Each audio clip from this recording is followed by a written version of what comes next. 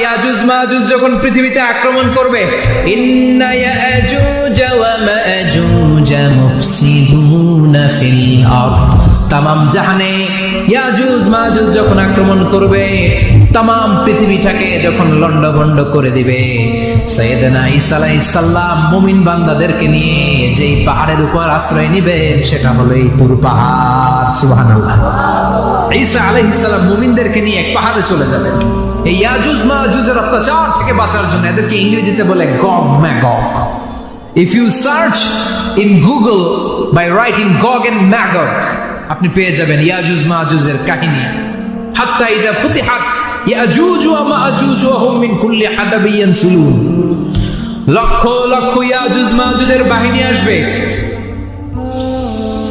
এই ইয়াজুজ মাজুজের বাহিনীর অত্যাচার, অবিচার, অনাচার, জুলুম থেকে, মারামারি থেকে বাঁচার জন্য মুসলমানরা ঈসা আলাইহিস সালামের নেতৃত্বে যেই পাহাড়ের উপর আশ্রয় নিবেন, ওই পাহাড়ের নাম হলো তুর পাহাড়। ওই পাহাড়ের নাম কি?